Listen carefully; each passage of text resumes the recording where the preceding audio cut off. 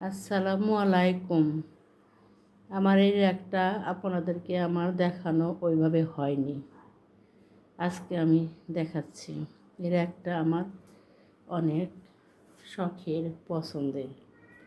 অনেক দিন হলো এই র্যাকটা আমি কিনতে চাই। যায় না, রাস্তায় বের হলে চোখে পড়ে। আমার এটা খুব ভালো লাগে। এটার ভিতরে অনেক কিছু রাখা যায়। এই যে আমি অনেক কিছু রেখেছি, রেখেছি, রেখেছি, কতগুলো চামচ রেখেছি, গিলাস রেখেছি, চা খাওয়ার কাপ রেখেছি। এটাতে সুবিধা আছে।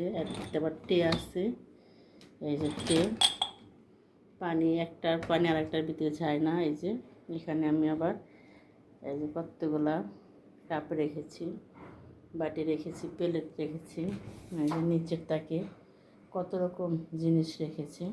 এটা অনেক কাজে আসে। এটার ভিতরে অনেক কিছু রাখা যায়। আমার একটা খুব একটা বড় না, আমি ছোট দেখেই কিনেছি, বড় র্যাক কিনিনি। এই যে আমার র্যাকের সাইজটা এরকম, এরকম সাইজ। ডিজাইনটা আমার কাছে অনেক ভালো লেগেছে। আর এই কালারটা তো আমার সব সময়, এই কালারটা আমার পছন্দ, তাই আমি এই কালারটাই নিয়েছি।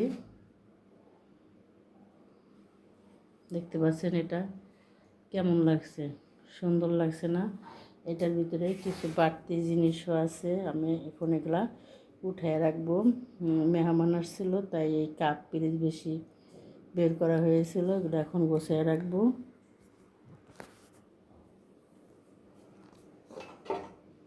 এর ভিতরে এগুলা বাড়তি ছিল, আছে, মেহমান ছিল, আমি বের করছিলাম। এগুলো আমি এখন শোকেসে রেখে দেব। এগুলো পানি ঝরার জন্য অনেক সুন্দর। দিয়ে রেখে দিলে নিচে টে আছে, পানিগুলা এই টের ভিতরে পরে